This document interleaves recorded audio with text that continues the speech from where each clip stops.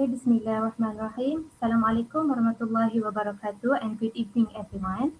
Respected Associate Professor Dr. Faizah Idrus, Deputy Dean of Student Development and Community Engagement, Kuliyyah of Education, beloved Kepsa members, students and all respected audience.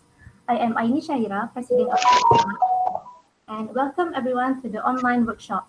I hope everyone in the best of health despite the pandemic. So if you have any questions during the session, please write it down on the chat or you can unmute your microphone at the end of the session, okay? Okay, so without further ado, I would like to pass the floor to the speaker. Please welcome Dr. Faizah. Okay, Bismillahirrahmanirrahim. Assalamualaikum warahmatullahi wabarakatuh. And a very good afternoon. Can you all hear me? Yes, madam. Yes. Yes, madam. Yes, Prof. Okay. Waalaikumsalam. Yes, If in any instance that you are not able to hear me, please raise your hand, yeah? Because I'm trying to maneuver whatever things that I have here, and but it's okay. Today, as promised, I am going to deliver a talk on, not like a talk, like we can communicate, we can discuss, not a one-way process, okay? Because I would love it that way. If we can communicate, if you want to ask questions, if you feel that you want to stop me anytime, just raise your hand and I will try and get to answer your question so that it won't be only me who is speaking here. All right, so let me just go on to my, let's see, okay. Okay, right. Right, so before I start, right, so let me ask you some questions here. So you guys who are here today, you want to know about qualitative inquiry, yes? And you would like to somehow adopt qualitative research in your future research, or you want to know more about qualitative inquiry. Is that the case? Can I listen to anybody? And why you are here? You are not here because of your friends, are you? No, right? So you are here because you want to know more about qualitative inquiry, or perhaps to add some knowledge, or maybe bring back or recollect some of the knowledge that you have gotten before. Okay, so let me hear from you guys. Why are you here in this session today with me? Assalamualaikum, Dr. Faizah. Azura here. Waalaikumsalam. Who is that? Who is that? Azura. Azura, yes, Azura. I really need to know more about qualitative inquiry because for my proposal. Okay. Not because and you have some knowledge of qualitative inquiry? I think we because I took the research methodology class last semester, so there was some input there. There was some input there, but Right. I really need to know more about. It's still fresh. Yep, that's right. All right, good. Thank you, Azura. Thanks, so Dr. who else? One or two more, and then I'll start. Anybody else would like to say anything about why you are here this afternoon?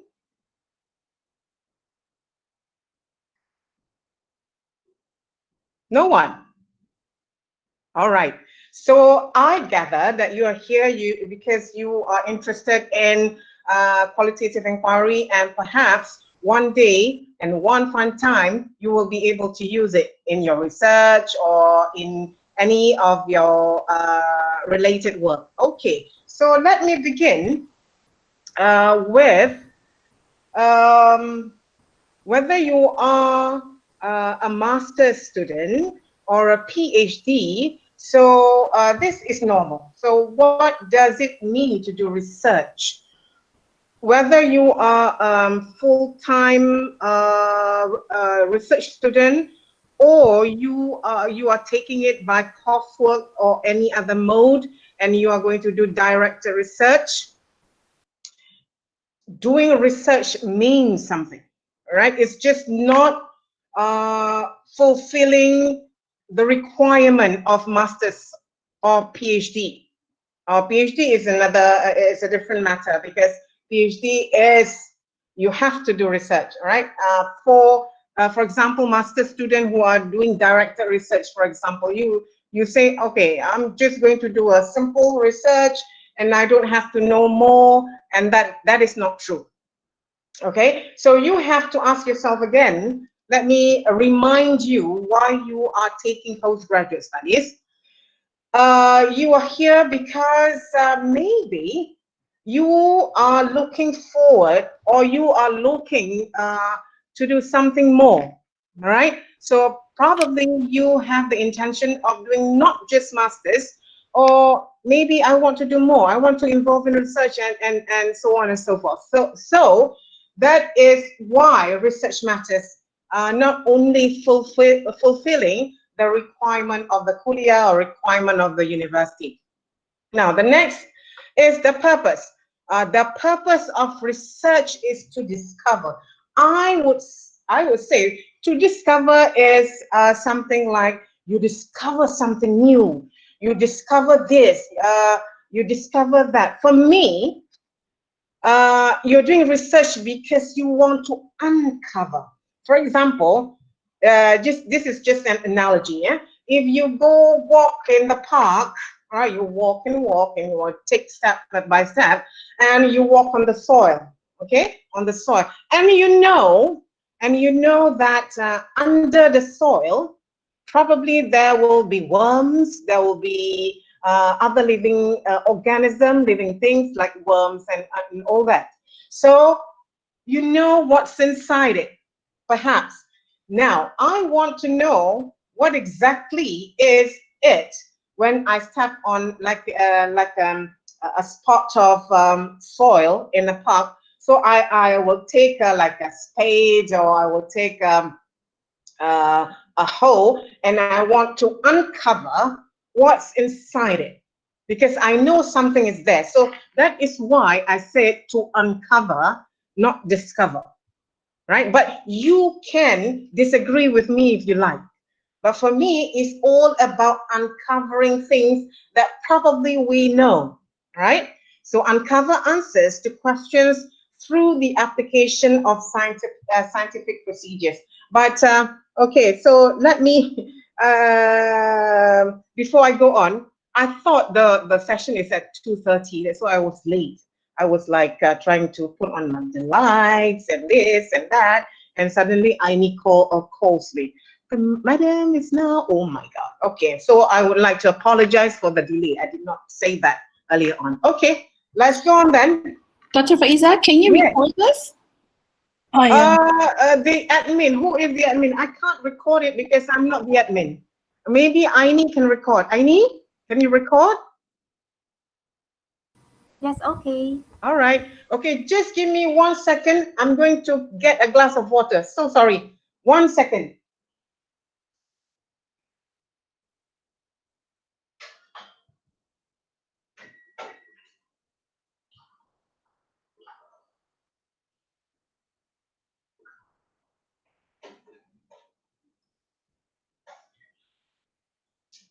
Sorry again. That's the beauty of being at home and in the kitchen. All right. Okay. So now, probably at this point of time, or maybe if you're, I don't think there are new students because new students have not registered. Okay. So at this point of time, you may have a title, haven't you?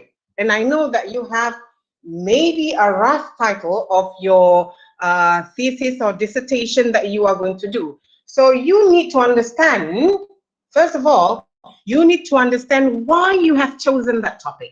Why do I choose this topic? I chose this topic because, okay, I want 1 or 2 people to tell me, why have you chosen the topic for example, your director research, for your dissertation or your PhD? Come on. One or two only. Why have you chosen this topic? So let me see if I have names here.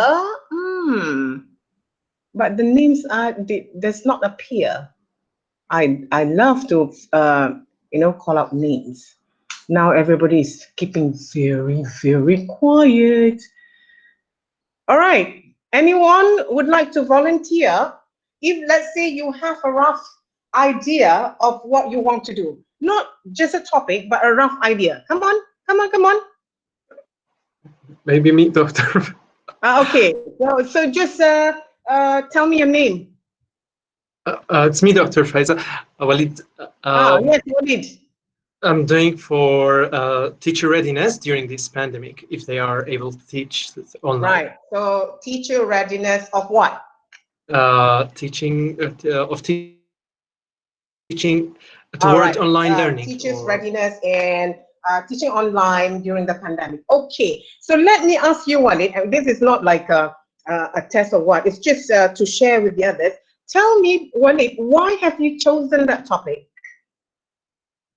I feel like it's important because we are suffering from it now. We are experiencing it. Okay. So Walid has chosen that topic because that topic is current and it's relevant, and also because it's needed at this point of time. Maybe not only now, and probably it can be a something that we can reflect upon later, 10 years or 15 years after this. Okay, that's good. You have chosen this topic because of its relevancy. Okay, any other person would like to share why have you chosen that topic or area? Hello. Yes, who is that? I'm Muhammad. Muhammad from? Education. Okay. PhD or master's? PhD. Okay. What topic have you chosen? It's your favorite topic, cultural intelligence. Okay, right. How do you know it's my favorite topic? You always talk about it.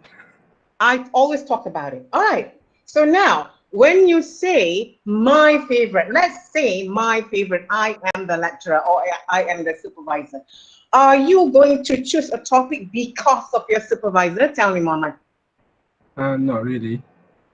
So? It would be something that I've always observed, but then it hasn't come to light. So I'm interested in it. Okay, thank you. Right. So now thank you for highlighting this, Mohammed, because the one thing that you have to avoid, if you can try, one thing that you have to avoid is to do a topic that is, I'm doing this topic because of my lecturer, because my lecturer has proposed this topic for me. Now, you have to remember, doing a postgraduate study, a postgraduate research, or at this level, is all about you. Okay, it's all about you. And of course, it's all about other people as well, because other people will communicate with you. So it's all about you and your interests, because with the title that you have and you are interested in, it can sustain, right? It will sustain your interest until the end, inshallah, until the end of your postgraduate study. But then if you have a topic, okay, you are like 50-50, I think I can do this. All right, that's well and good, but then interest is very important. Okay, so that's the basis of choosing a topic, right? Right, but I know it's not as easy as that. There will be complication later on in choosing a topic, or I don't want to do this, but I can't avoid it, and so on and so forth. So your supervisor and you have to communicate. So I always tell my supervisees that communication is important. All right. Now, let's go on to our qualitative inquiry. All right, before that, before I go on, On the 18th, today is the 11th, yeah, 12th. Today is the 12th. On the 18th of next week, I will be speaking on how to write a proposal. But this session is conducted by CPS for new students. But you are welcome to join in. All right. So if you are free on the 18th of February and you are interested, please join CPS. I think it's the Ta'aruf week.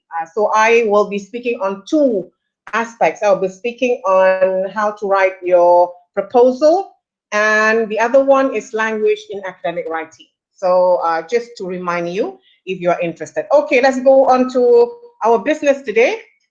A very short comparison of qualitative and quantitative research. Now, this is very superficial, it's very surface level, okay? So the definition, qualitative, systematic, subjective. Systematic, subjective is systematic. All research should be systematic. But then qualitative is more subjective as compared to your quantitative. A formal, I'm not saying that qualitative is not formal. It is a formal inquiry and very objective, yes. And you know quantitative, very objective. You have to have numbers. You have to have the evidence of numbers and all that. And again, systematic. Both inquiries are systematic. So what is the goal of qualitative? To gain insights, to explore in depth. Let's say you want to explore emotions, feelings. You want to explore an in-depth understanding.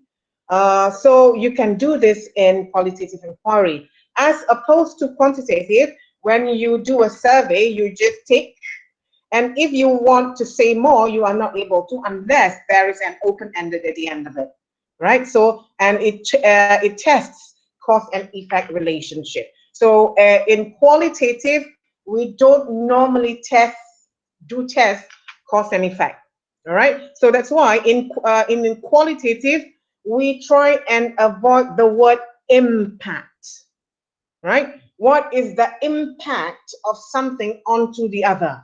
Because if you use impact, you have to measure it. So in qualitative, it's a bit difficult to measure unless you are doing a mixed method, whereby you can do qualitative and quantitative at the same time. Then you can do impact study. So in qualitative, I always remind students to try and avoid the word impact.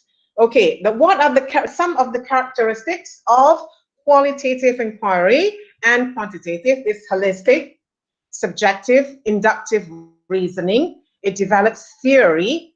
It all depends on how you interpret the data. Basic elements of analysis, it requires words, pictures, music, it requires abstract ideas, and it's unique. Now, in quantitative, it's reductionist. So when you have your data, you want to be precise, you have to start what they call it, to try and reduce the unwanted data. So you do a reductionist. Then it's objective, very straightforward. It's not logistic, this is logic. Well, when you talk about logic, right? So, and you know, qualitative inquiry is more of constructivist, constructionism, maybe post-structuralism, not so much of positivism. So these are the paradigm. So if you are starting your postgraduate studies, you have to know what paradigms are and where are you as a researcher. So I am a researcher, I believe in what, right? So in quantitative, you are more of a positivist person, okay?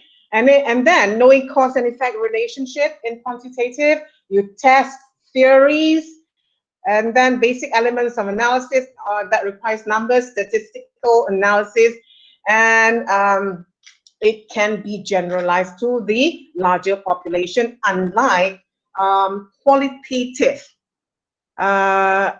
We cannot generalize, but we can, how we can use the notion of generalization in qualitative. You have to read a little bit more. We can do, but we cannot use the word generalization. So let's say if you are only starting to do your postgraduate studies, I know some semester 1 students, semester 2, don't worry, don't fret, do not worry about all this jargon. You'll be able to overcome it as time goes by, and of course you do a bit more reading. All right, so don't worry so much on that. Okay, now research design or philosophical assumption related to a qualitative inquiry.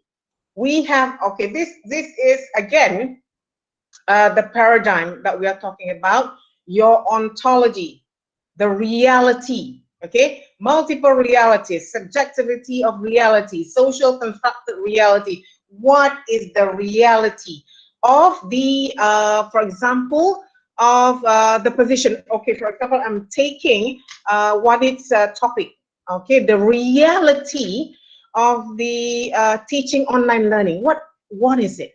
What is actually happening on the ground, not just theory, okay? And then with this, the knowledge of reality or the ontology, we have the epistemology, the knowledge, close interaction between the knower and the known.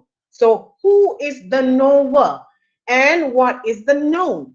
So with this, the knowledge here, of course, we have, and you have to read a little bit more. So epistemology is basically knowledge. And then we have axiology, the value. Value and beliefs influence actions taken, right? So if you have taken the advance in qualitative inquiry, you will know this. And the other one is the methodology. So there are 4: ontology, epistemology, axiology, as well as your methodology. Okay. Now, type of research study in qualitative inquiry. So you have exploratory or formulative research studies. Okay, I would like to try and avoid the word formulative because it's very confusing. So let's put it as exploratory. You are going to explore. Let's, for example, if you are going hiking to a new place, to a new, let's say, a new hill, you don't know where the bumps and humps and whatnot. So you are going to explore. You don't know the left and right. You don't know what's in front of you. So you are totally going into a place without a, any background knowledge. So that is totally exploratory to gain familiarity with a phenomenon or to achieve new insights into it. Okay, so normally a lot of qualitative research will use the word exploratory, but then again, if you use exploratory, you really need to understand what you want to explore. Is it really exploratory, or is it no? You know it at the back of your mind. You know it. You knew it, but you want to go further. That is not exploratory. Okay. And then we have descriptive research studies to describe accurately the characteristic of a particular individual, situation, or a group. Okay, so that's clear. It's descriptive. And then we have diagnostic research studies to determine the frequency with which something occurs or with which it is associated with something else. Okay, so you say, okay, just now I said, maybe we do not want to try and see the relationship between variables. Let's say in quantitative, what is the relationship of variable A onto B. So in qualitative, we don't do that. But we can actually determine frequency. So this is where it gets a little bit more complicated, in which you can quantify your qualitative data. Have you heard about that? You actually can quantify your qualitative data. But I would recommend that if you want to do that, you really know what qualitative is and why you have chosen it and why do you want to quantify your qualitative data. Very important. Okay, not so many people would want to go into this, but it can be done. I'm just telling you, it can be done. And then hypothesis testing, we do not, in qualitative, we do not have hypothesis. Okay, what we can say, we assume. Okay, assumption can be done. We assume something is not right. So we want to do a qualitative inquiry why that is so.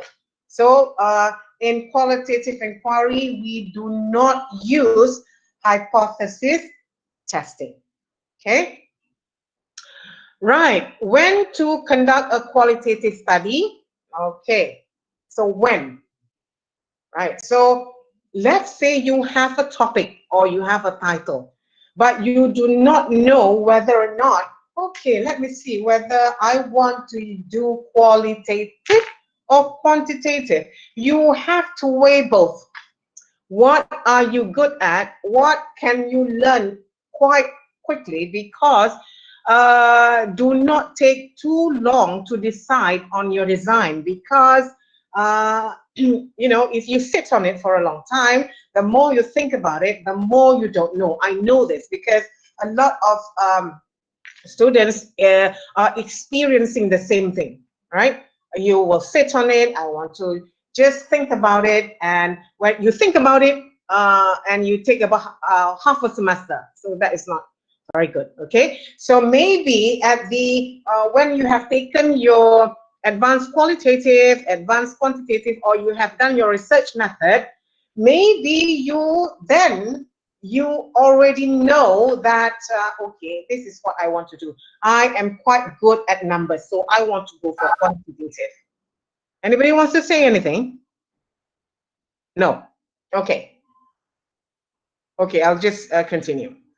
Now, exploring, okay, we have phenomenology, we have case study, and then all situation in a natural setting. So it is, when you do qualitative study, it is about finding out what is there in the field or on the field.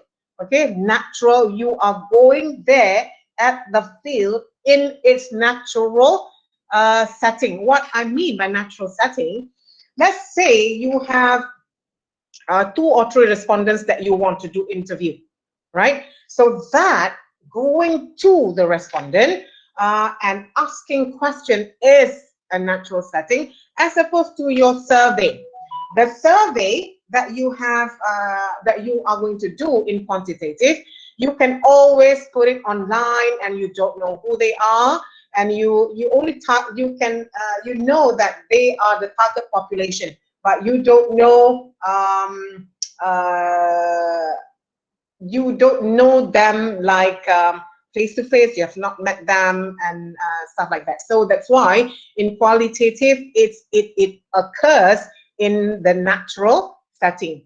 Complex issues without specific variable identified. Okay, so let's say you want to find out what are the challenges of teachers in this online teaching and learning. Maybe we may think that it's just a normal challenge, but then there are other complex issues that we want to unpack, right? So there is no variables that we are going to use.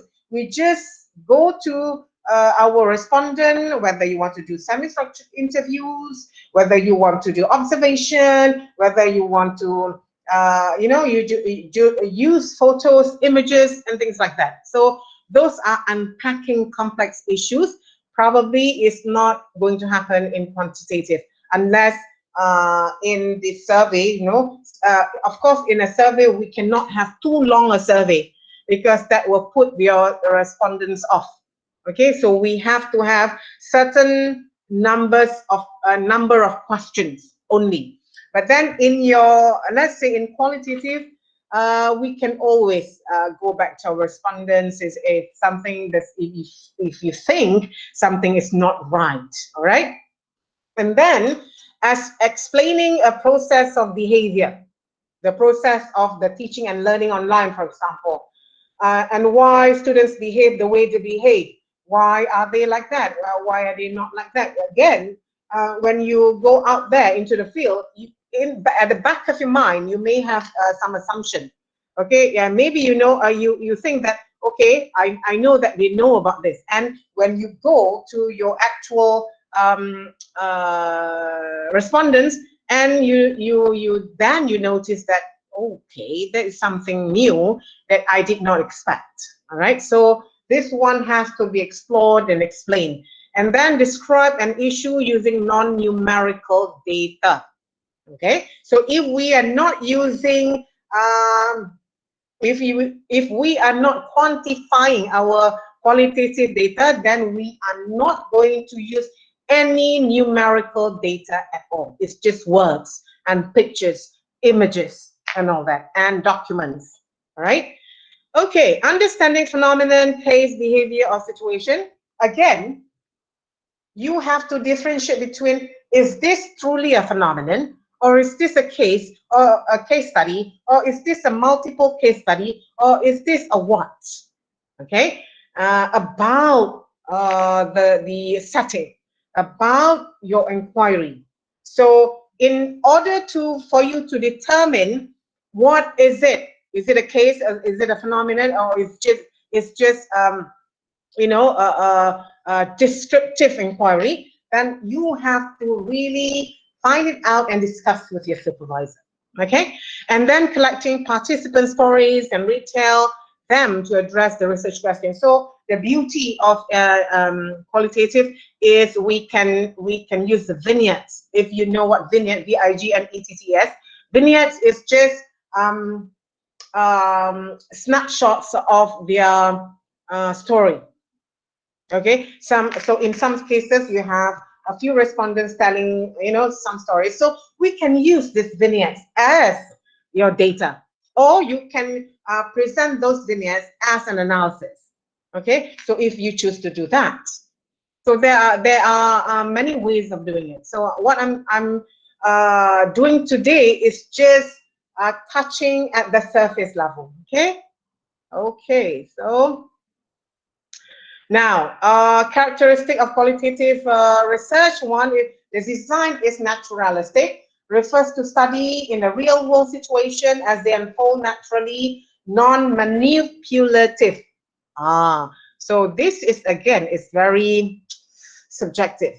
Sometimes you can, well, there are cases that I have found that students try to manipulate their qualitative data, and that is that's not ethical. Okay, so and especially in quantitative, if you are dealing with numbers, okay, numbers can easily be increased if you especially if you use SPSS or any other application. You can always increase the numbers in any way possible. So that is very manipulative, and that is not ethical at all. And if you think that is the way that you want to do it, you have to stop now and forget about research, because research is something that you have to like it.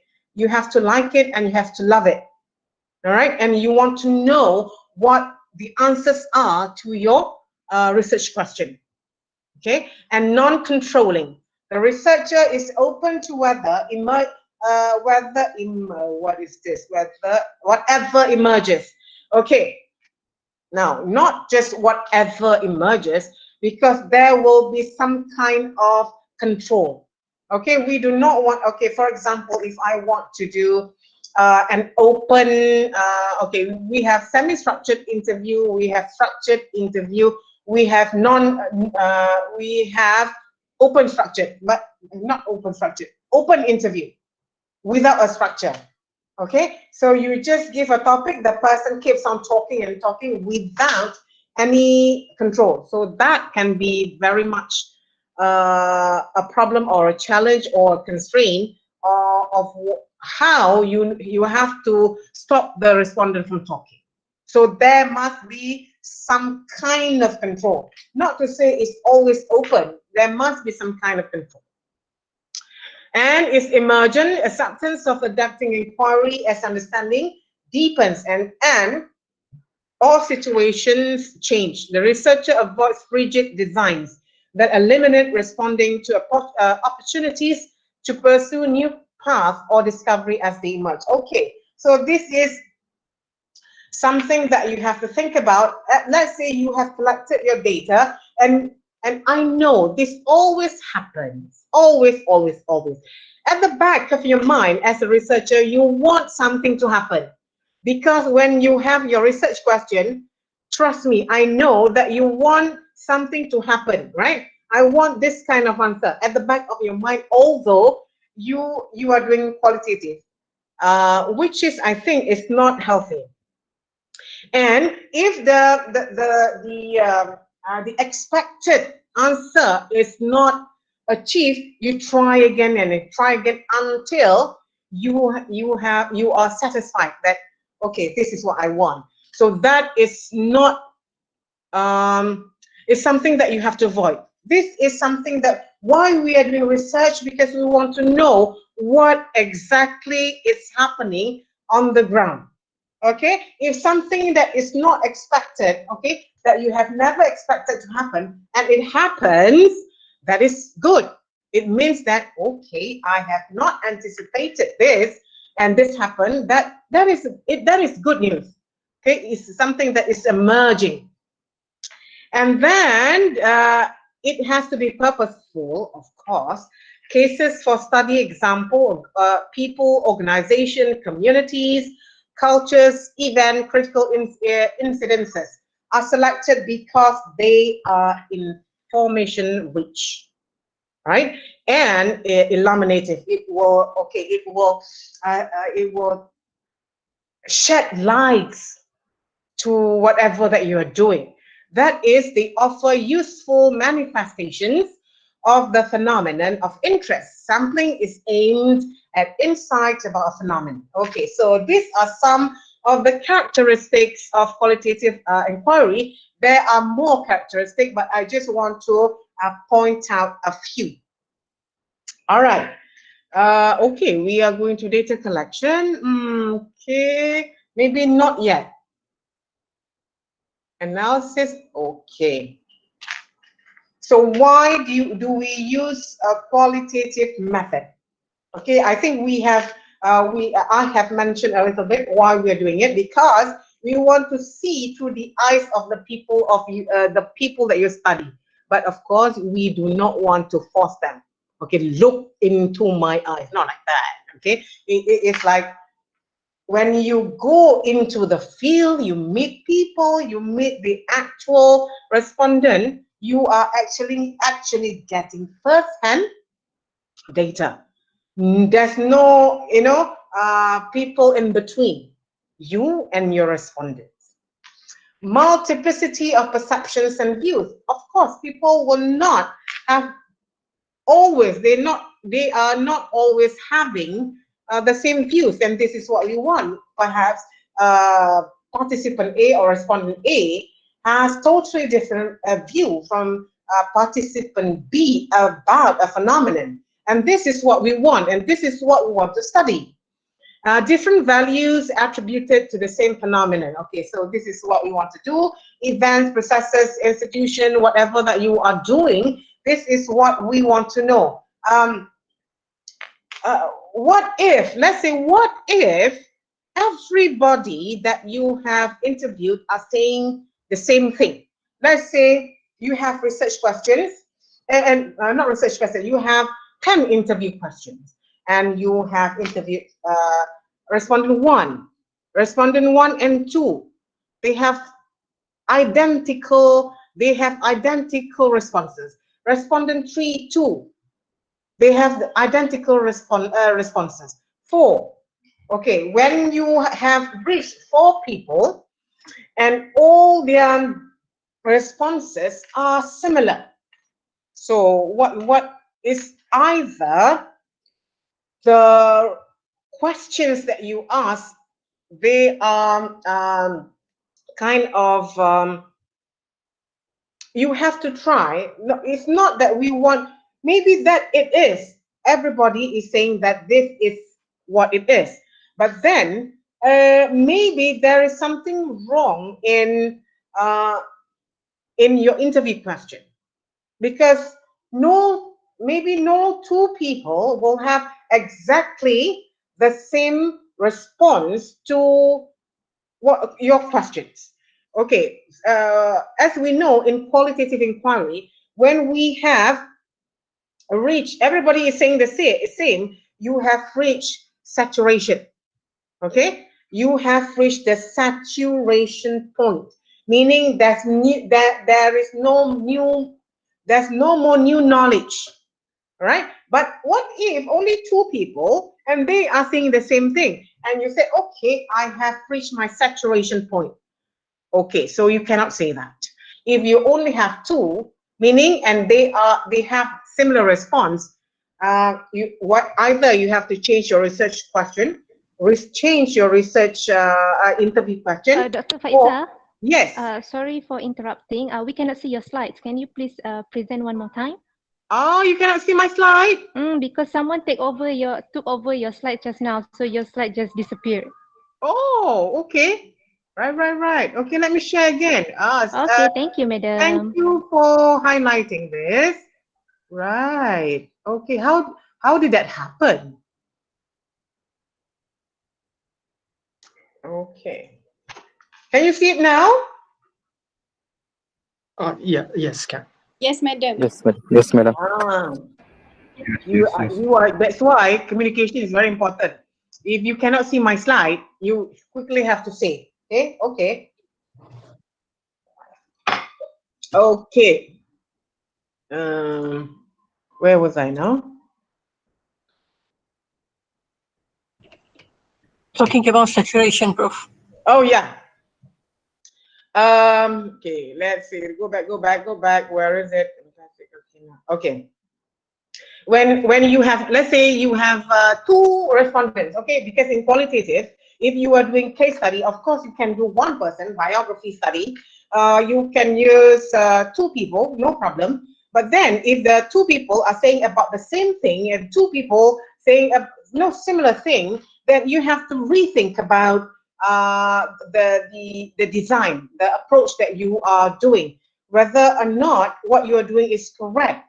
Because what I have mentioned just now, let's say if you're not doing a case study, you are doing a descriptive study or narrative study, and 2 people saying the same thing, I'm sure you have to have more than 2, all right? But then again, whatever design that you want to do, you have to really talk and discuss with your supervisor whether or not you're on the right track. So that is one thing that I want to highlight to all of you, that the communication with your supervisor is very important. Okay.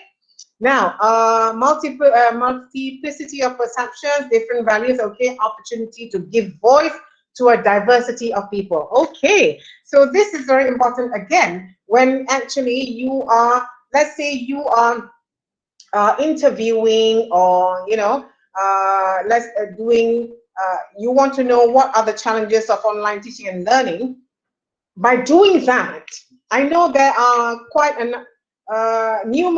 numerous studies already on teachers' perceptions on online teaching, especially now when we have the pandemic and everybody is trying to be very. They are trying to be very they want to diversify, but of course with with that comes challenge. Okay, so we want to give voice. So we want them to tell us, because we are the researcher.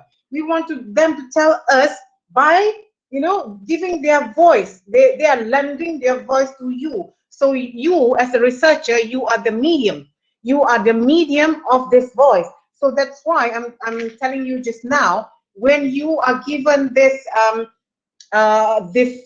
you are given the chance, or you are given the platform, okay, to channel the voice of the teachers. Number one, we avoid being manipulative. The teachers say something else, but you want to just add some spices, the 7 spices, the whatever spices, or just add a little bit. So it will be more interesting. It will be more, it will be more argumentative, or it will be more somehow it can be viral, something like that. So that cannot be done in research. When the teachers are giving you voice, it's your responsibility to actually present that voice into a way of doing research, into putting it in a systematic way. Okay, so that is why to give voice to your respondents, to your subjects, into your research, so that this is actually happening on the ground. And I am telling the rest of the people in the world that this is their challenge. Okay, so that is the opportunity that you have by, you are representing them. Okay.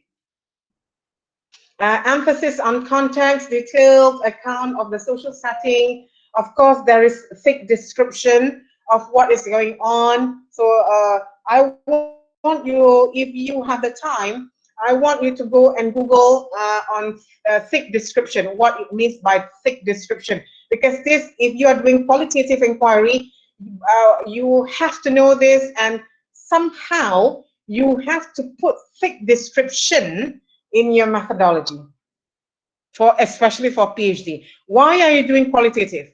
So this is one of it, because it allows thick description.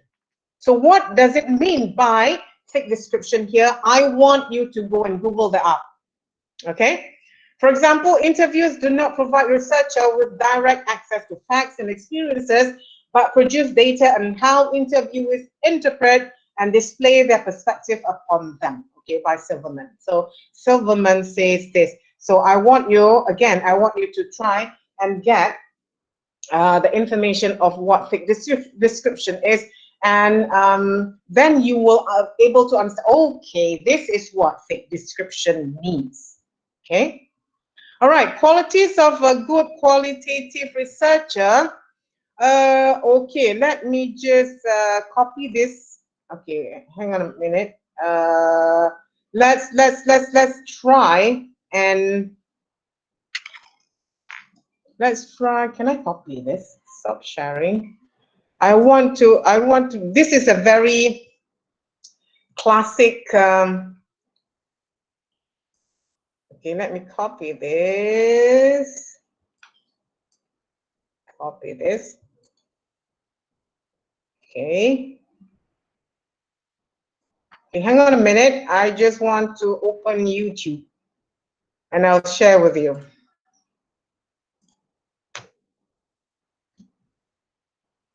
Please and go. Okay, stop. Let me share again. Hi, Ikram. How are you, Ikram? Yeah, Doctor, thank you. Doctor, actually, there are some questions in the chat box. There are some questions. Kejap. Let me share the alamak. Wait. Okay. The qualities of a good qualitative researcher and you. Welcome. Today we're going to learn what it takes to be a good qualitative researcher. Okay. Give me a second. That you must know to be a good qualitative researcher. Observation. well forced to know that our eyes are one of our greatest. Can you see it? Yes. We can see, but the Okay. voice is breaking, madam. The voice is breaking, eh? Yeah. I think you can paste the link in the chat box. Okay. Maybe you can watch it later, but I find this quite interesting. Okay, let's go back.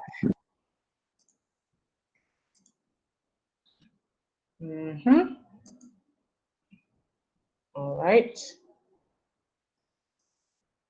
Lama, what happened? Okay. I will put it in the chat box, yeah? Okay, madam. Okay. What if the response is similar due to the context? Okay, I will try and answer your question. Okay, there are some questions here. Let me see. Okay. Clear, add more knowledge, velocity, in planning to write. Okay. Are you recording? Yes, we are. Okay, can we get the PowerPoint? Of course, I will give this PowerPoint to Aini, and Aini can distribute to all of you, yeah? Don't worry, I always share my PowerPoint. So what if the response are similar due to, this is from Noor Azwani, due to the context, will that be possible and acceptable? And Dr. Okay. Okay, right. So now, Azwani, where are you, Azwani?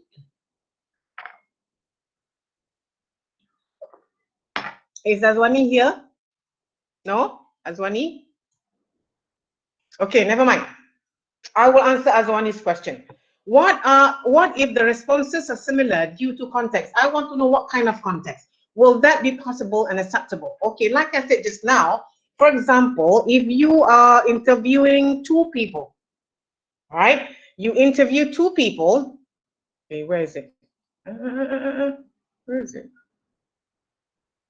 Okay, you interview two people, and the answer are similar, right? And two people in depth, and you have a lot of questions, you have a lot of different, you do probing, you know, of course, in qualitative inquiry, we do probing, okay? If you don't know what probing is, maybe you want to Google that. Probe is, let's say, for example, one person, you are interviewing that person. Okay, for example, I ask Aini, why don't you like my class? For example, Aini said it's boring.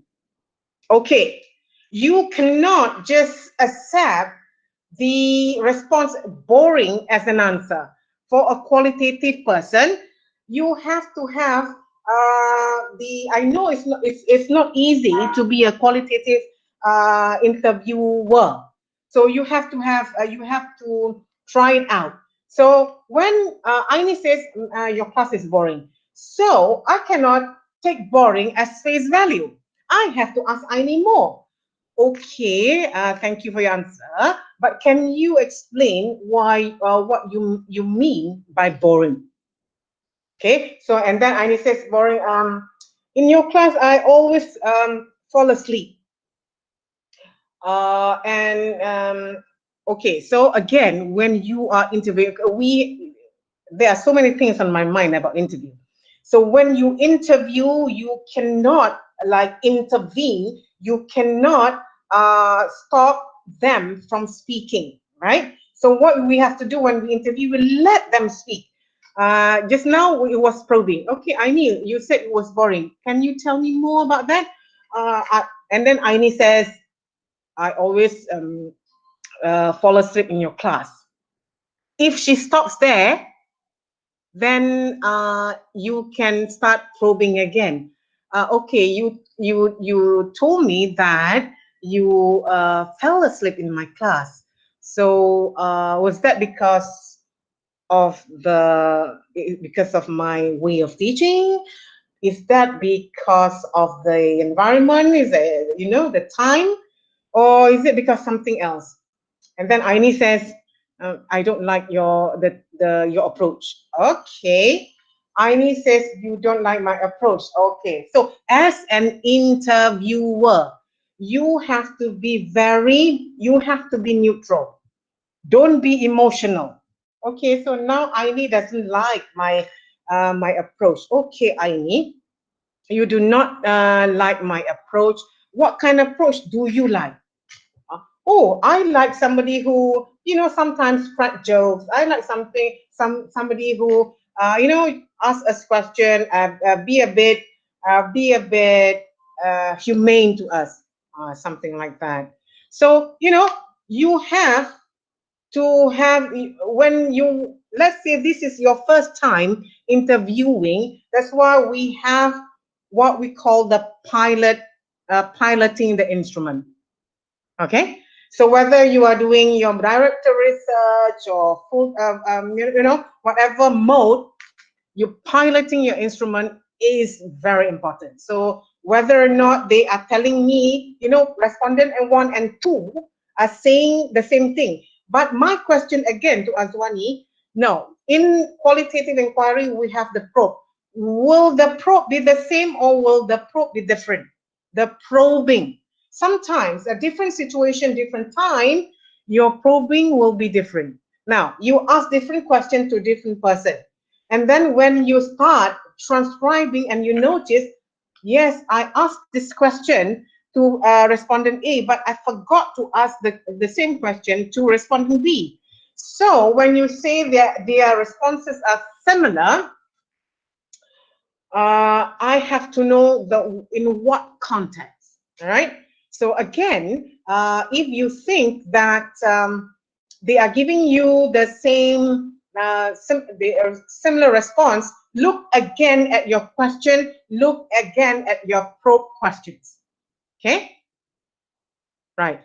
All right. Thank you, Dr. Understand. Okay, understand? Okay, if you have more questions, then just ask me. How can we are collecting data via email? Well, I'm sure I get better answers. Naive, I don't quite understand what you are saying here. How can we justify we are collecting data via email? Oh, okay. Let's say you are not able to get or to interview the respondent.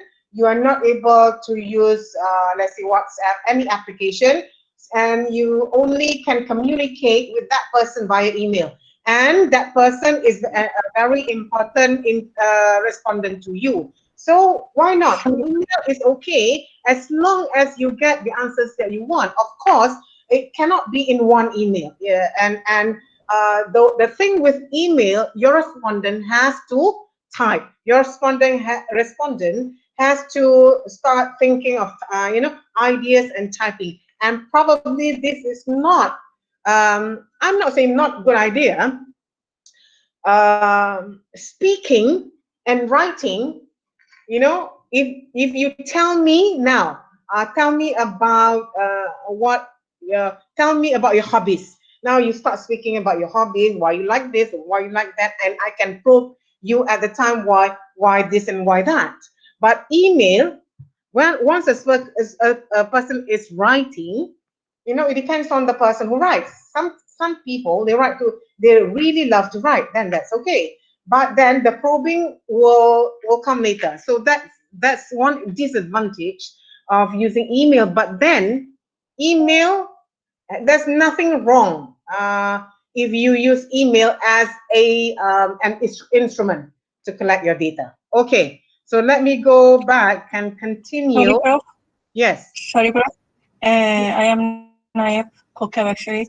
This is my question because I see some people cannot give their voice and what they want to say, and also they don't have, because of the time limit, also they cannot express themselves in like 20 minutes. Right. But okay. when we get through email, they have more time to think about that issue.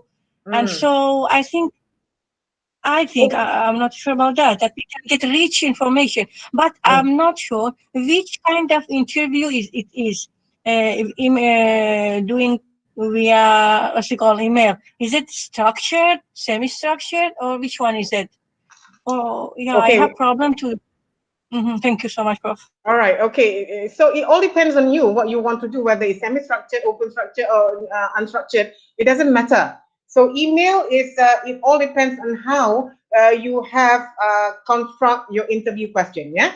And what I want to tell you now is, it all depends on, let's say if you are doing applied linguistics, for example, you want to look at people's reaction, you want to see their facial expression, you want to know their gestures. If that is important, then email is out.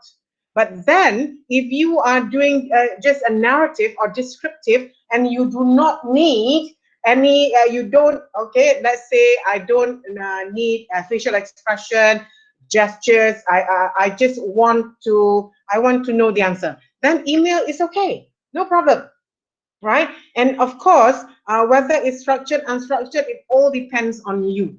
So let's say you have a bunch of questions. I would say that you have to explain to your respondent that this will be an exchange of email, a few exchanges of email, not just one. So you have to tell them in advance so that they are ready for it. Okay, some some people are not really they are not really a wholeheartedly voluntary respondent, because of certain things. They want to help you, or they want to get just get it away and get it done with. So we hope that this is not the case, because if you have a respondent who just want to get it finished and done with, then you won't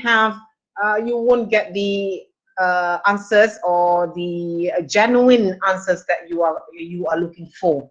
All right. Okay. So let me just continue with where is it just now?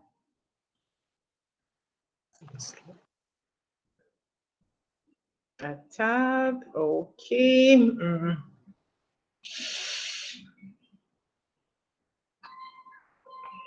Give me a second.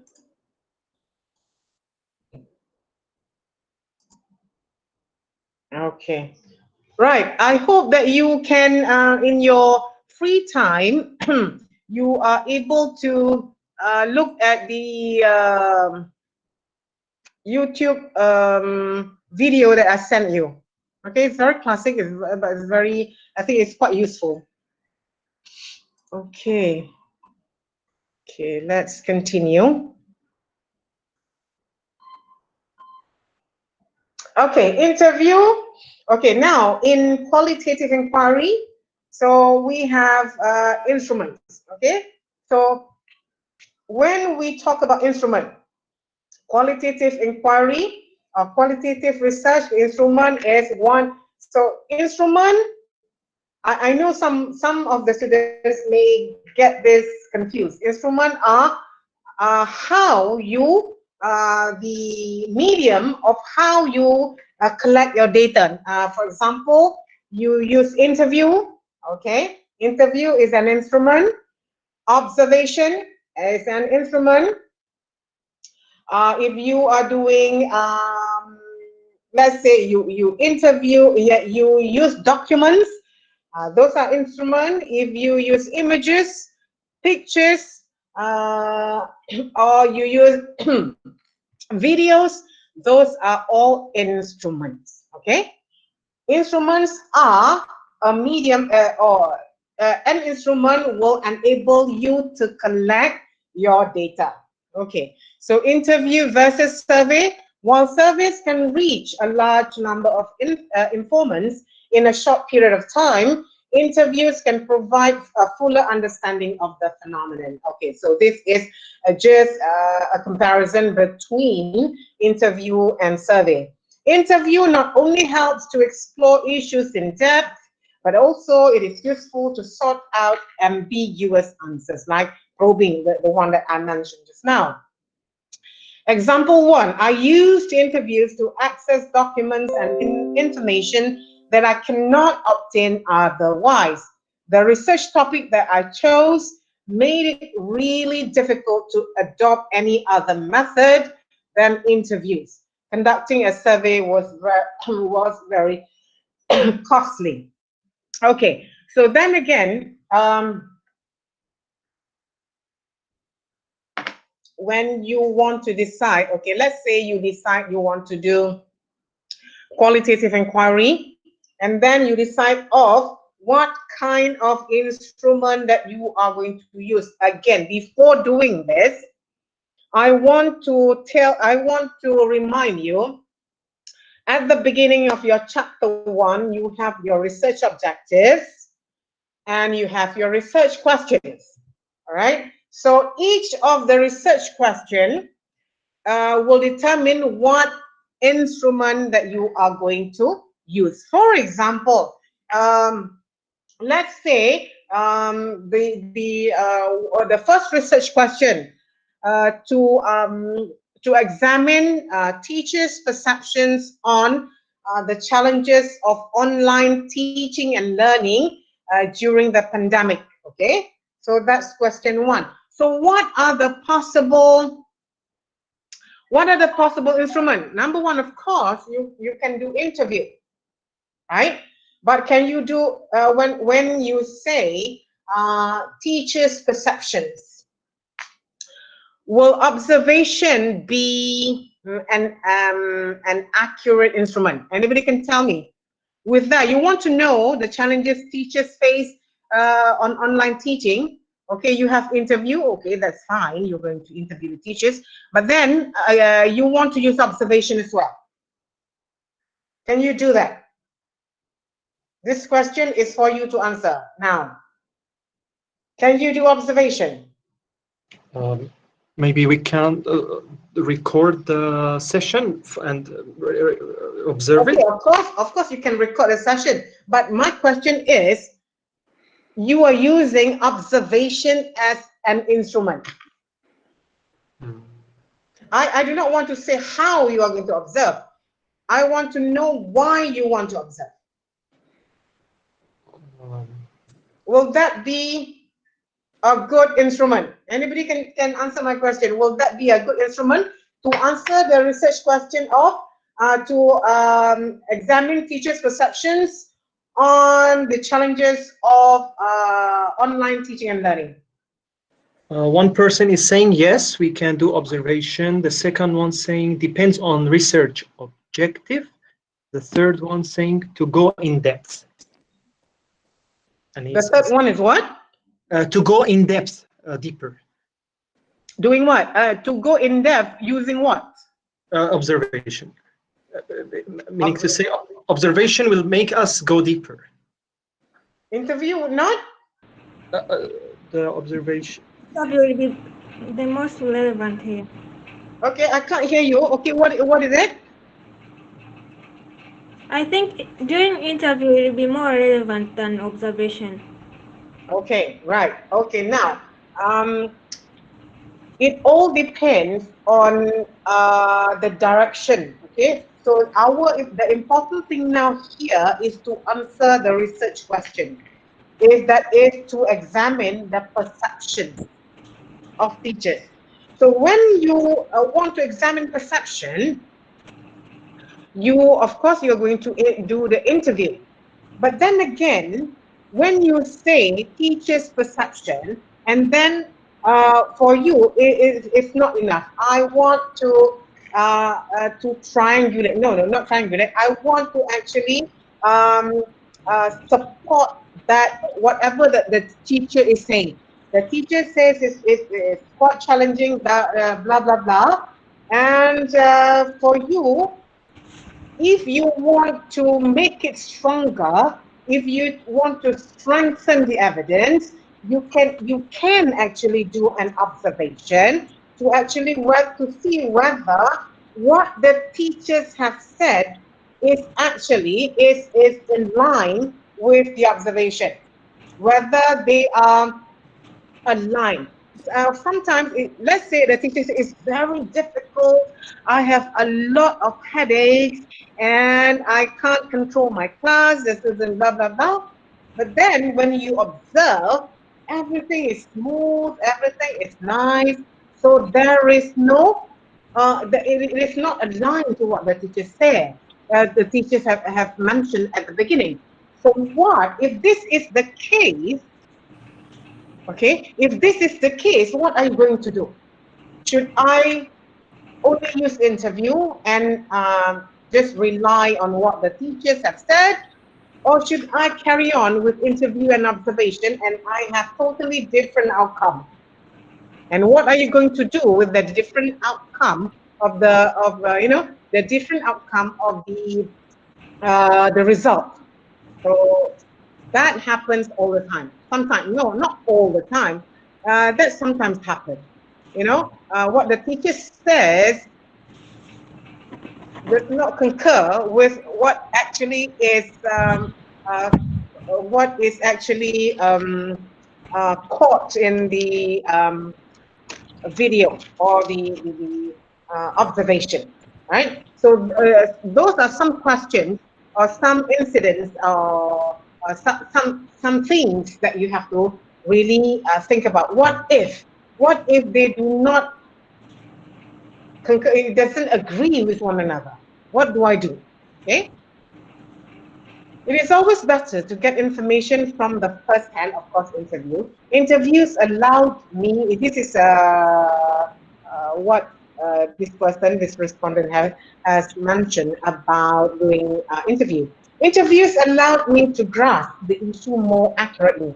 However, I should add that the information that I collected through interviews was triangulated with the data coming from other sources. So what this person is saying is, yes, interview is very important, and especially so when you are at PhD level, you cannot use only one instrument because it won't be. I won't say it's not. Well, one instrument only can raise a lot of other questions later on, especially during your viva. Okay, why do you only use interview? Why don't you? How do you know that it's reliable? Okay, although how do you know that the respondents are giving you an honest answer? All right. So if you think that I only want to use interviews and I have, I can justify, then that's good. But you have to have a good justification on why you only used one instrument only. For directed research, it's okay. Okay, for those who are going to do directed research, one instrument is good enough because you are not going to write like 60 pages, 30 pages only for directed research. One instrument is okay. But for those who are doing masters by research, I would suggest that you have to vary your instrument, not only one, but at least two, and maybe you have your documents to triangulate your data later on. Okay. Any question for now? Doctor, one person is saying that observation doesn't work because we cannot observe teacher and draw the conclusion because it is subjective. You cannot observe teacher because it's online? Is it so? No, we cannot observe teachers and draw a conclusion based on this observation. So it doesn't work because this is subjective. This is the teacher perception. We cannot draw conclusion from the observation. Okay. What you are saying? Okay, so I don't know who says that. But then, when we do observation, we don't do only one observation and one off and finish. Okay, so when you are ready, meaning if you are ready to do observation, you are ready to commit yourself to a few observations. And of course, we have observation protocol.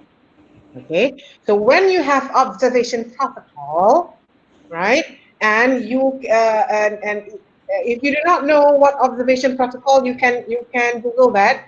So when we use observation protocol, we are using it systematically. Okay, so when we use it systematically, when we observe 2 or more teachers, we are going to use the same protocol. Okay, so we do not just go take let's say it's online. We do not just look at the recording and write down notes. No, it's not like that. It's not as easy as that. Okay, so when we want to do observation, there are a lot of other things that we have to consider. All right, so observation means, number one, you have got the approval from the teachers and the students that you are going to say that I'm going to observe the class and so on, and you have to get their consent, right? Whether or not it's going to be observation, you're going to record. Let's say if you can go to the classroom and you are there at the back, a non-participant observation, that's well and good. But then now you cannot go into the classroom, okay, and you are going to ask the teacher to record, or you are going to join the class. Again, with this, when you are joining the class as an observer, you have to get, first of all, the consent of the participants, the teachers, as well as the students, and you have to have your observation protocol. And when you use this protocol, I don't see why it is not, when you say just now, it cannot, it's not systematic, it's not, not going to be useful or not useful. What I don't remember what you say, but it's subjective. Yeah. Very subjective. When you say subjective, meaning you don't know what you want to see. You don't know what you want to see from the observation, and you do not have the observation protocol. And the observation protocol does not actually align with your RQ. So before you do your observation, you have to get all this ready. We don't just go in there and jump into one classroom and observe, or get one recording and start recording and start looking at, you know, this and all this and that. Maybe there are certain things that you want to see from the observation. You don't want to see, I don't want to see interaction, students' interaction. I don't want to see the teacher's movement or the teacher's question. I just want to see communication, maybe. So that's one way of, eliminating the subjectivity of observation. Again, it's the same with when you do your interviews. Okay, so you have to have your interview protocol, which are your interview questions. Okay, and all this. Eliminate things that you do not want first, and then and look again at your RQs or interview questions, whether they are aligned, whether what you have asked them will then it will go into the direction of unpacking or answering your research question later on. Okay, then when you say subjectivity, which means that you have not done all this process. You have not actually getting yourself ready for the observation. Does that answer your question? I hope it does. Okay, so moving on. What is the time now? Aini, what time do I have to stop? She's teaching now. What time do I have to stop, Walid? Supposedly until 4:30, right? 4:30. Yeah. It's 4 p.m. Until 4:30 p.m. I don't think it's 4:30. It's too long. Oh, okay. Actually, That's there are. also, yeah, never mind, never mind. It doesn't matter. Okay, so let me continue. Okay. Okay, distinctiveness of qualitative interviews. Rather than treating interviewees as passive subjects, I encourage them to tell stories they thought were significant. To this end, my interviews emphasize the conversational nature of the interview experience. Okay, now, it all again depends on what you want answers to. Okay, so telling stories. Okay, for example, telling stories. Is Khairul here? Khairul, are you here? Okay, I will take Khairul's interview questions as an example. Okay, Khairul is doing the localization of CFR, right? Okay, so now if I say, okay, go and interview your respondent by asking them to tell stories. Okay, will that be possible, or will that be possible, or will that be justifiable, applicable to what you want to do, Khairul? Khairul, are you there? No, probably it's not there. Okay, so again, when you want to interview someone, let's say if you want to know their experience, okay, if you want them to relate what happened before, that can be done. You can ask them to tell a story. This is what I'm saying just now at the beginning as a vignette. It's like a narrative that they are telling you. Okay, so in this case, to tell a story through the experience that they have had before is good. But then, if you want to interview them whether or not online teaching and learning is effective, the effectiveness of something, or you want to just ask them a quick answer to something, probably you telling a story is not a good idea. Okay, so again, when you ask question, or when you devise and when you structure your interview questions, you have to know, what do I want? What do I want out of this interview? Okay, and what do I want them to tell stories, or I just want them to answer my research question based on what you have? Okay, now flexibility and versatility. I allow the flow of conversation to dictate the order of questions asked, rather than following the ordering of the questions on the schedule.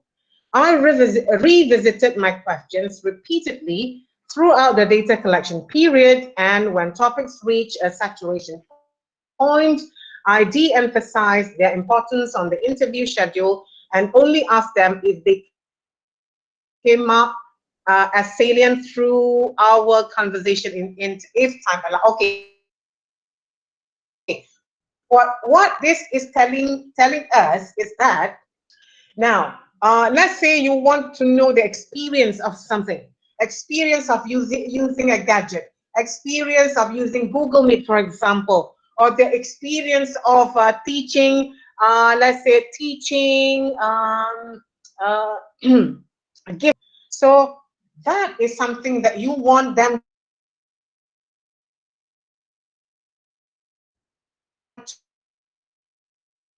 to say and get in the way. Meaning, as they are saying, as they are retelling the experience, we want to minimize our own interruption. Let them flow. Let the conversation flow. Let them, tell through the experience. Unless there are times where there are people who only answer, one question, one answer. Okay, so if this happens, okay, let's say if you have a respondent who is this kind of person, and it's very difficult to get any other person. Okay, it's very difficult to get a substitute for this one. then you have to make do. But then you have to have more questions for this kind of person. But for me, let's say if this happened, that person only says 1 or 2 words, then I would think about, okay, I will try and get another person. All right. Rather than, you know, when we do interviews, we want answers from them. Okay. We do not want to be the person who only speaks and speaks, and you know, you do not want to be the one who is speaking, because you want data from them, right? So so that's why let the conversation flow. And let's say if the person goes out of topic, just maybe you want to politely ask the person to go back to the actual, you know, question or point that you are trying to ask them to speak on. All right. And then let's say if you are satisfied with one question, right, and then you go, okay, let me go on to my next question. All right. So there must be an indication that that point is done. Now you are on to another point. So this has to be very clear as an interviewer. So that's why being an interviewer is not as easy as it sounds, right? So you have to try it out with, maybe when you want to try out your interviewing skill, interview your friends, interview your parents, interview your siblings, ask them to sit in front of you and record, you know, and see how you fare as an interviewer. We do not want so much of the answer. It's just you want to, you know, interviewer must be patient. You have to have patience. I'm not talking about passion. This is, you have to be very patient, and you have to be, you have to give them time and space, right? Okay, and of course flexibility. Doctor, I have a question. Yes. Dr. Faizah. All right, Yeah. based on my earlier interview Mhm. experience, some interviewees request for the questions before I interview them. Okay. All right, and I do have a slight worry if they, when I give them the interview questions before the session, they have pre-planned their answers. So Okay. how will that be like, Doctor? Thank you very much. Okay. All right. So that's a good question, Suhaila. Okay, now not everybody is the same. Okay, sometimes we have to interview very important people, and especially so when you want to interview, principal of a school. You want to interview, you know, top people when they do not have much time. So this is the time when you have to prepare and give them the question. And for these people, and I'm sure, and from true experience, when we give them the interview question in advance, it will make our interview session very smooth, right? So that's one advantage of giving before the interview session starts. But then, of course, like you said, Sister Suhaila, maybe you know, they are not going to give you the actual and honest response, because they are trying to, you know, remember our what is the effect? Halo effect, the Hawthorne effect. For those of you who know, Hawthorne effect or halo effect is the effect that the interviewee wants. They will give you answers to the. They will give you response to the answers they think you like. Or I think the interviewer really like if I say this. So that will not be good for your research, and that will not be an honest answer, and you will not get the exact, you know, answer to your research question. But then again, like I said, it all depends on the situation. Some people are very, you know, they don't have very much time. Some people, of course, if you're interviewing a busy person, they really want the interview questions in advance. So my question is we have to redha with that, but then not redha, but then if you can overcome that by saying that if let's say if I don't give you the interview question in advance, will that be okay with you? You know, you just ask them that, say and they will say that okay, I want to see what kind of questions you want to ask me. Okay, so you know, with that, even with giving them the interview questions in advance, your probe question will be different, right? The probe question is important.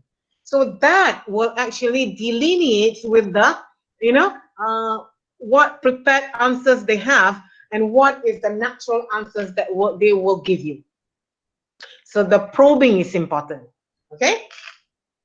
Thank you, Doctor. All right. Okay. So now we have phenomenology. Okay, those are the specific approaches in qualitative. We have phenomenology to describe experiences as they are lived, examine uniqueness of individuals' live situation.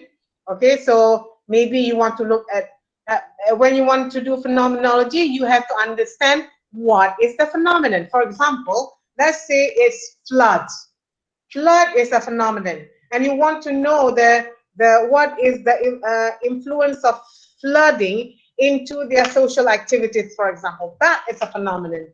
Okay, and now the pandemic, that is a phenomenon. There's a pandemic, so that is a phenomenon. So maybe you want to use this because of certain phenomenon. Okay, and then we have ethnography. So purpose to describe a culture. So normally cultures are characteristic. Normally ethnography is a longer duration.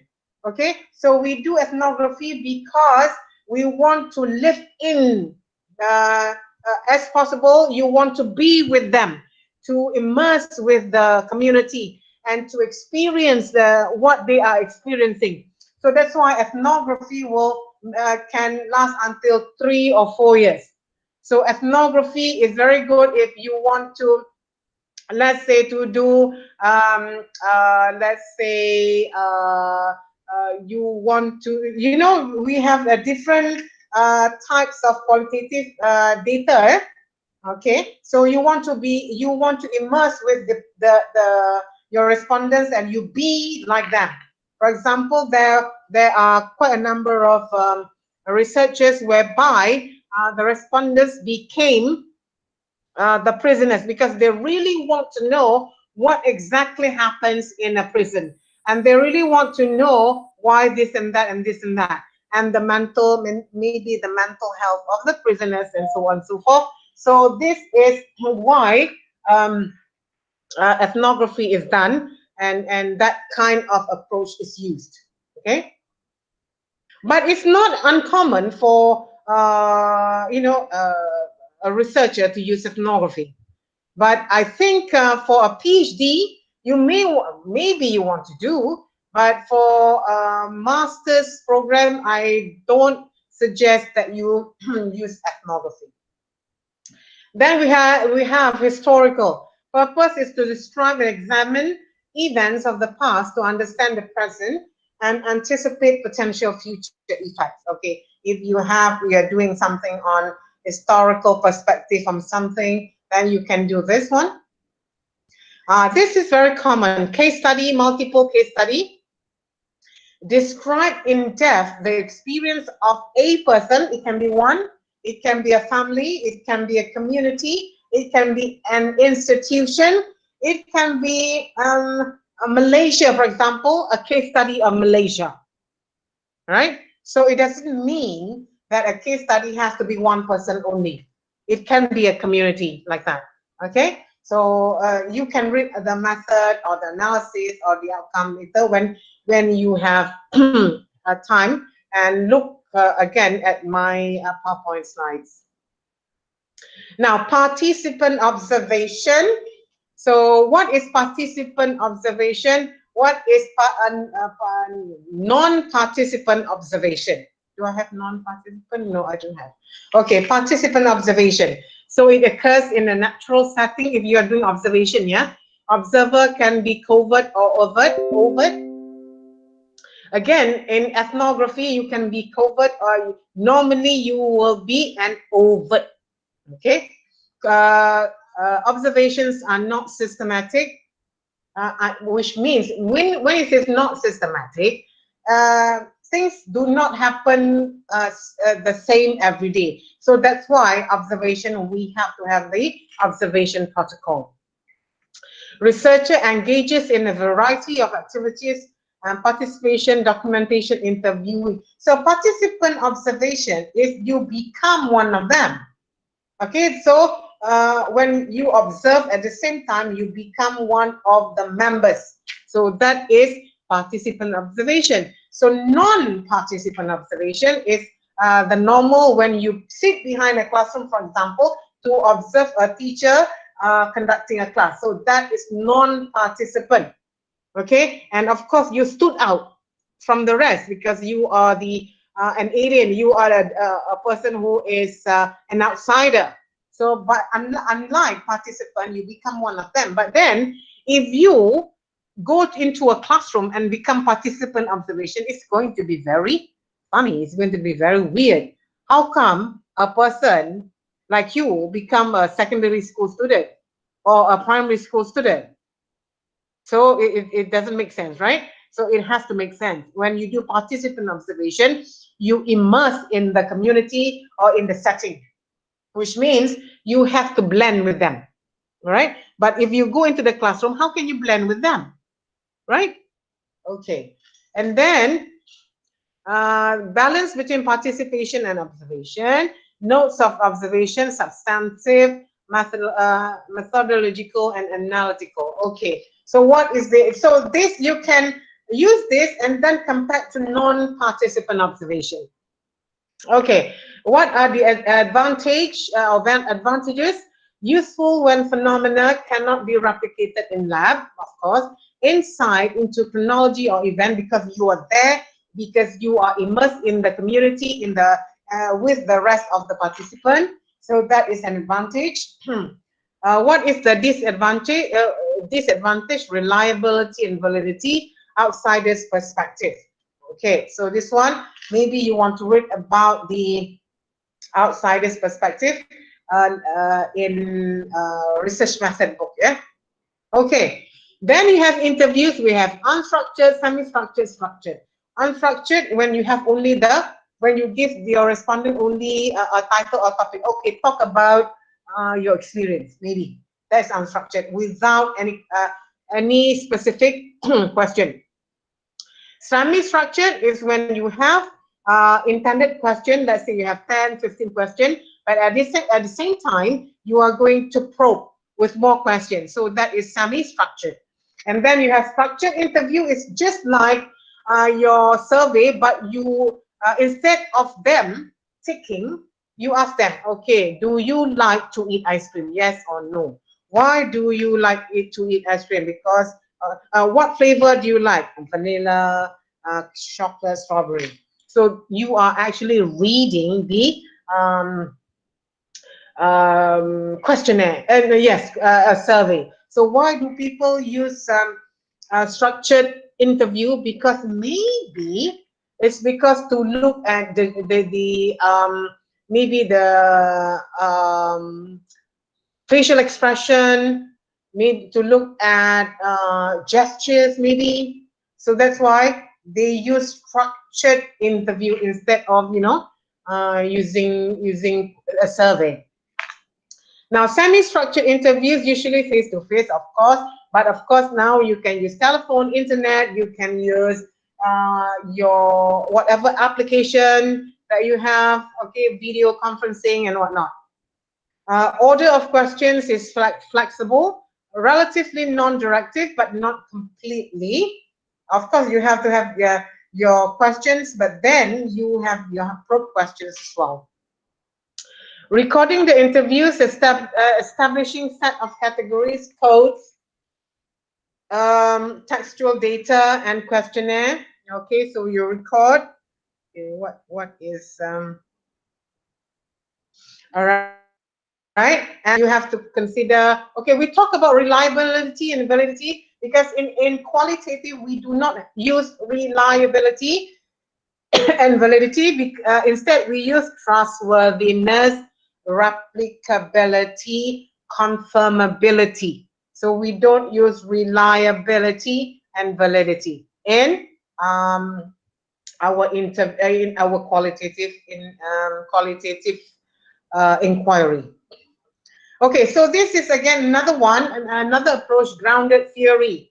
So it's a formulation, testing of proposition, and develop a theory. So let's say you are testing a theory. I want to know whether the cognitive theory is true. So then you are going to use this grounded theory, for example, by Glaser and Strauss, or you use another person. So you actually, there is a way of doing it. All right. So if you know, and you know, if your intention is to see whether that theory is relevant to your research, that theory is good, that theory is important, then you can do grounded theory.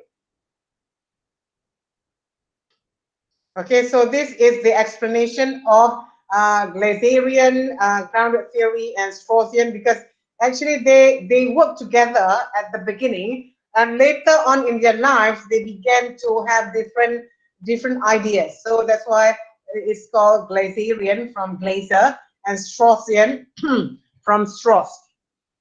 Okay. And then we have the different sampling technique in qualitative. We have the intensity sampling, we have homogeneous, criterion, snowball sampling, random sampling.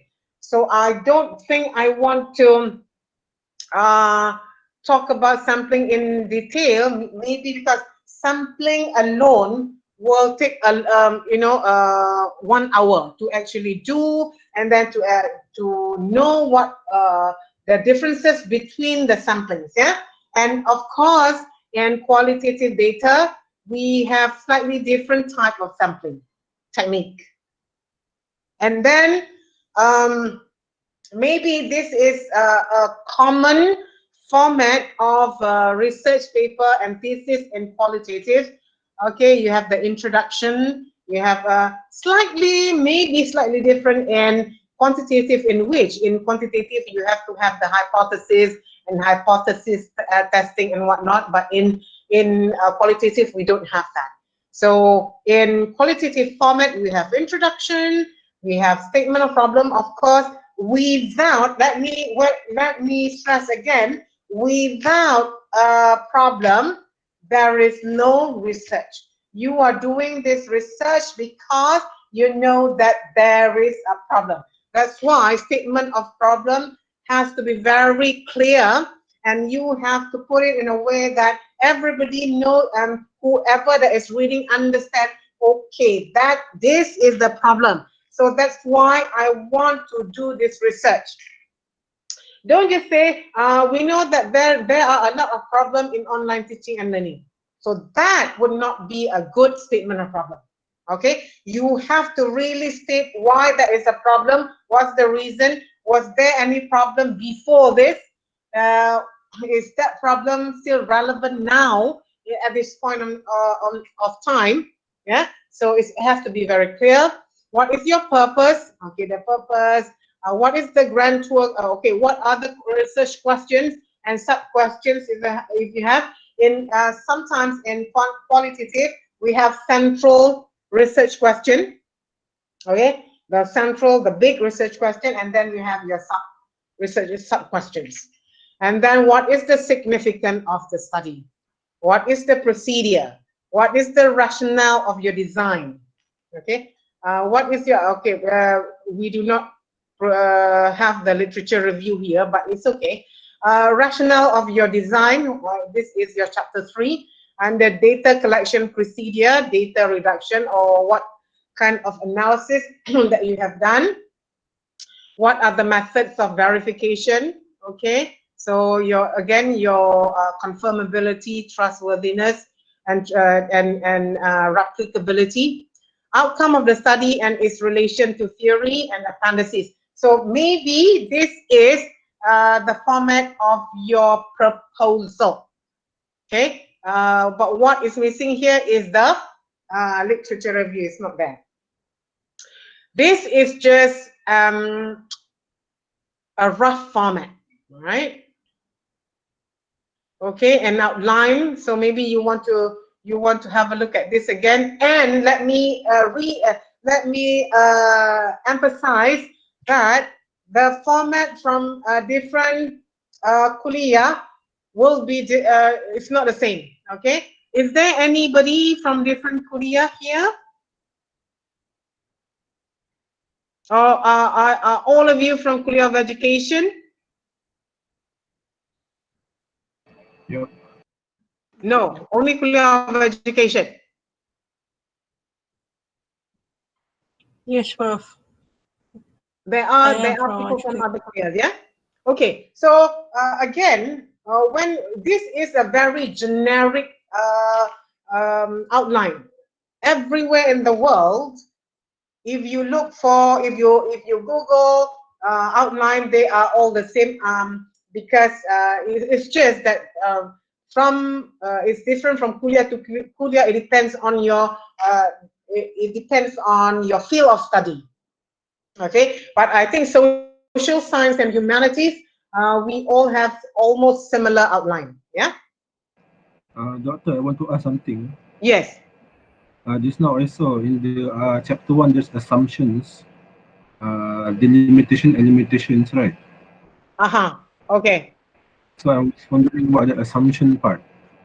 Okay, so limitation and delimitation. Okay, so if you have to know what is limitation and what is delimitation. What can you control and what can you control?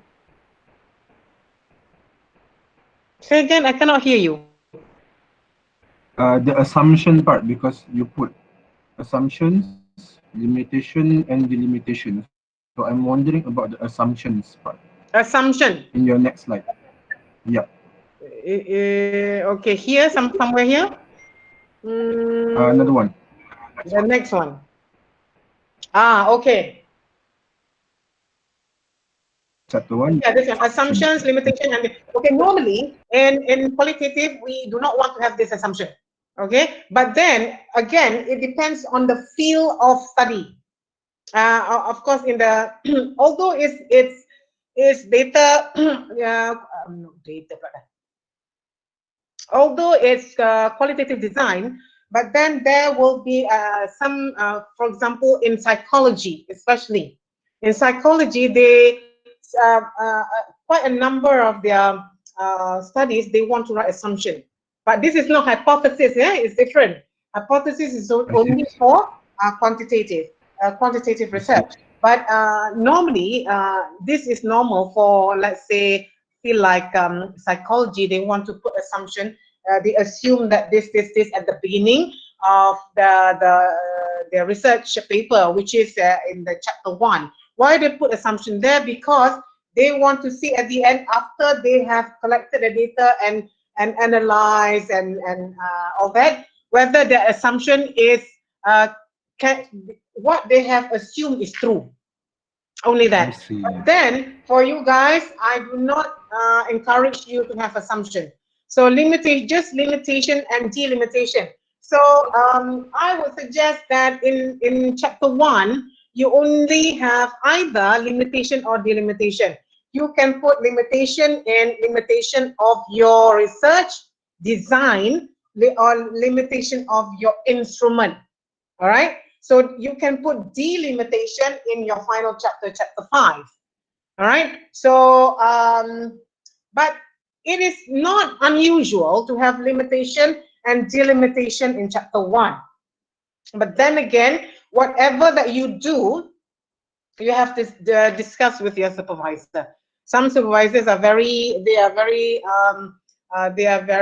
strict on the subsections of your chapters. Some are okay, some they leave it up to you. Okay. But then again, if you want to have limitation and delimitation in chapter 1, discuss with your supervisor again. Right? Okay.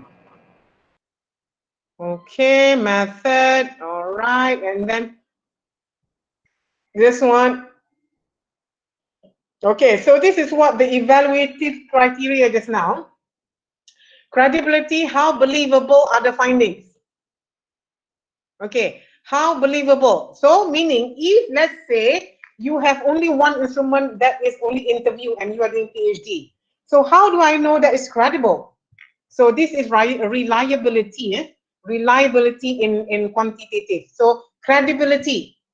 So when we triangulate, we have, let's say we have observation, we have semi-structured interview, and then I have document analysis, for example, or if I have field, if I have not field work, let's say if I ask them to write their reflections. So those are, you are actually triangulating the data, and that will give you credibility. Okay, that will give you credibility. So if you only have one, I'm not talking about directed research. If you are only talking only about one instrument, and you are doing a PhD, then there will be a big question mark, right? And transferability, do the findings apply to other contexts? Okay, so this is why we cannot say that the outcome or the result of your study cannot be applied to other situations. But, okay, there's a but. Now, when you do a case study of a certain area, this community, if let's say not consistency, the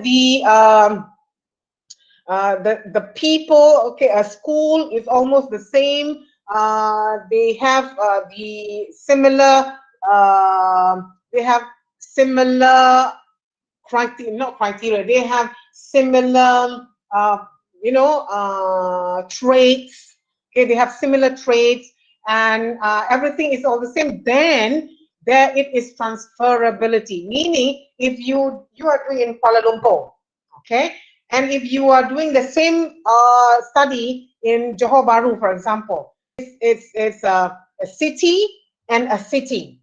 So I think, not I think, so this study is transferable in that this is done in a city, then why it should be okay with, if you are doing it in another big city, unless you are doing it in Kuala Lumpur and suddenly you want to do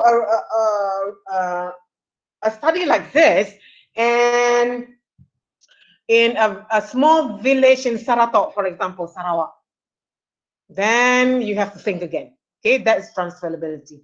Then dependability, are the findings likely to apply at other times? If I do it now, okay, let's say you're doing your research during the pandemic, right?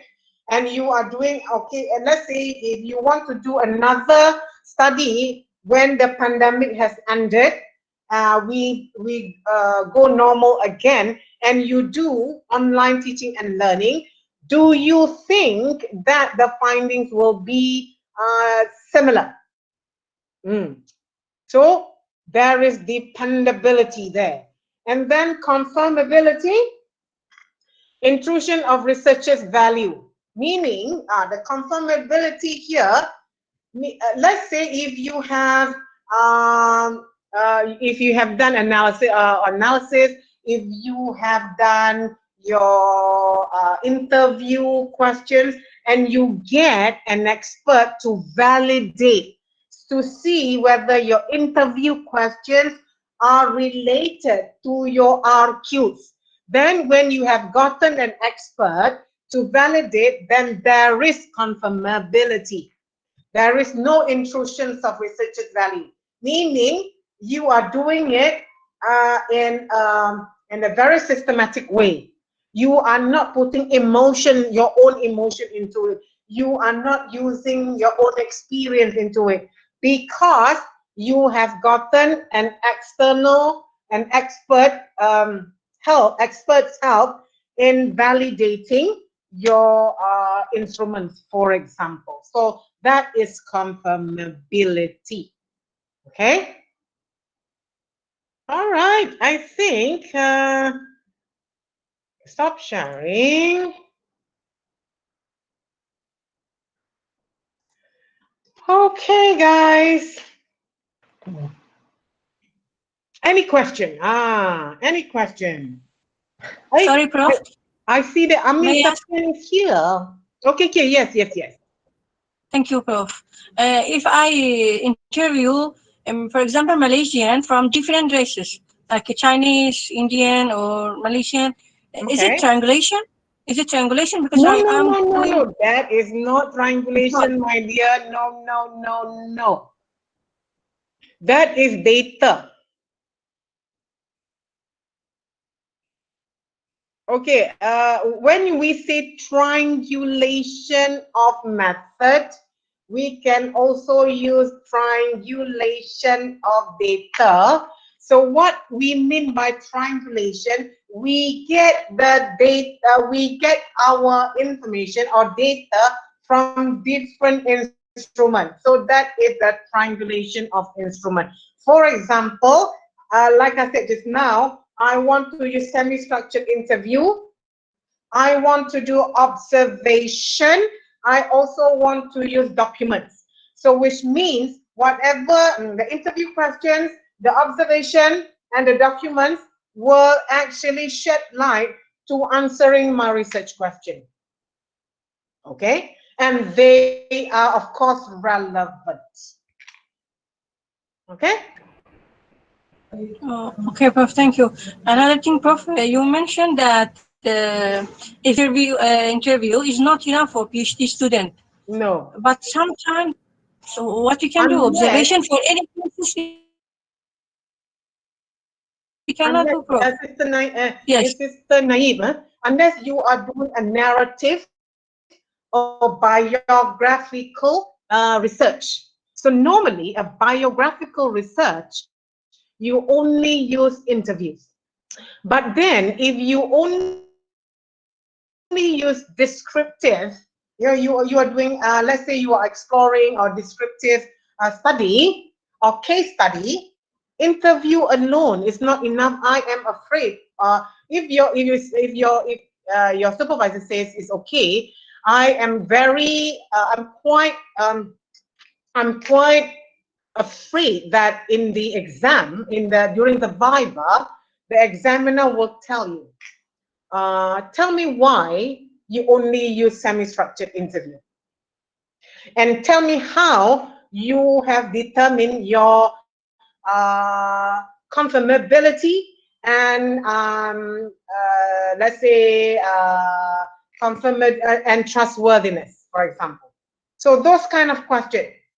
So that's why normally at PhD level, for me, it's me, I think. With me, my supervisee at a PhD level, I will not allow them to only have one instrument, at least two. Okay? Thank you, Prof. Okay, any other question? Doctor, I have a question. Yes. You said that we have to use more than one instrument, right? I cannot hear you, Anit. Can you do it? Can you speak Hello? louder? Hello? Yeah, yep. Okay. So you said we must use more than one instrument, right? Yep, correct. So if we have 2 or 3 instruments, I was wondering if instrument like observation and let's say field notes, it will supplement the structured interview or semi-structured interview, right? Mm-hmm. So in any case, the semi-structured interview is the spine of the instrument. Not necessarily so. Okay. So again, when you look at your research question, at PhD level, do you have only one research question? No. No, right? You have At least 2 or 3, right? Yeah, okay, Yep. 2 or 3. So research question 1. Research question 1. To answer this, what is the instrument for that? Okay, maybe semi-structured. Research question 2. Will it be again semi-structured interview? Research question 3. If the 3 research questions only need interview, then you have to think again about your question, your research question. Okay? So your research question will actually, all the research questions that you have constructed will actually give light to, will shed light to the topic of your research. And the topic of your research can, the topic of your research should normally be a very generic one, but then your research question then will determine what are the answers to it. So unless you are doing biographical research, then you should use at least 2 instruments. Okay? I see. Okay. Okay. Okay. Okay. Thank you, Doctor. All right. Any other question? But if you have any question, if you want, if you are desperate to ask me question, and you are not ready now, I am going to give you my email here at the chat box. You can email me question, but do not ask me to like validate this and that and this and that. Yeah, only to ask question about qualitative inquiry. Okay, so I think I'm going to stop here. Is Aini? Okay, Aini is teaching, guys. Okay, Doctor, I'd like to thank you on behalf of Kepsa. Actually, and may Allah fulfill your life with happiness and gratitude for making this true. And I'd like to thank the participants for joining this workshop. And I'd like to inform the participant to stay tuned for the next workshop. It will be conducted by Dr. Burhan, inshallah. So if you want, let's end the session with Surah Al-Asr.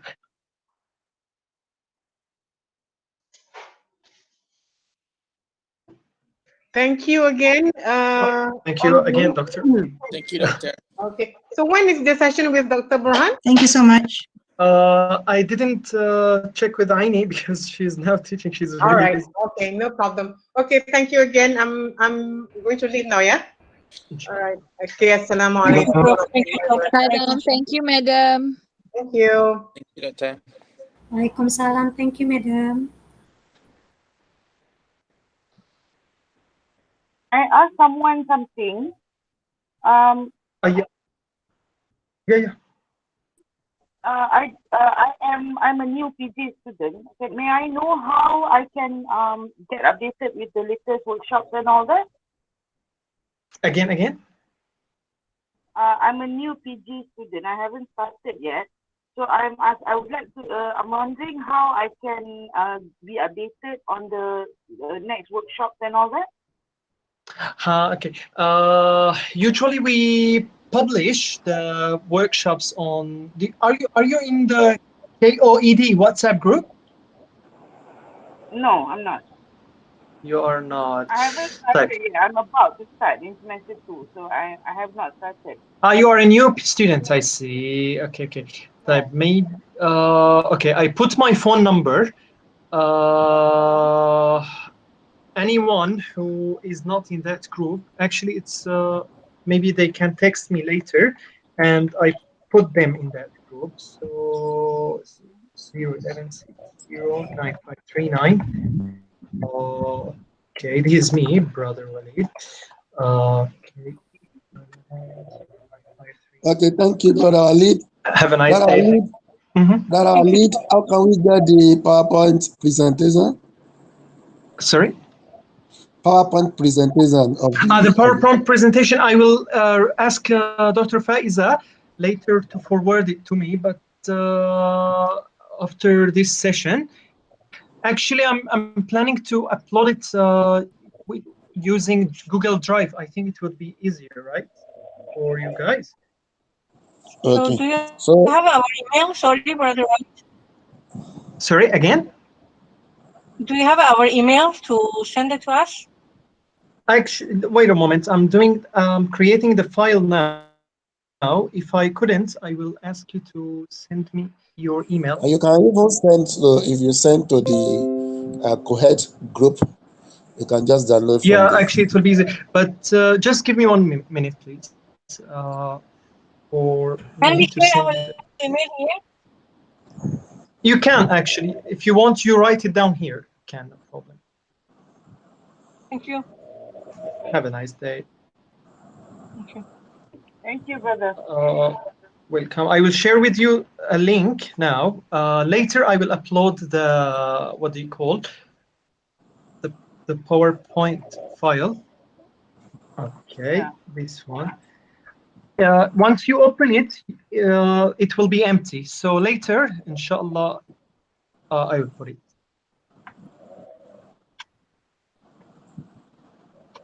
Just make sure you copy it. And anyone need anything from me, call me using WhatsApp. Just anything in the Thank you so much. Assalamu alaikum. Salam. Thank you. Bye.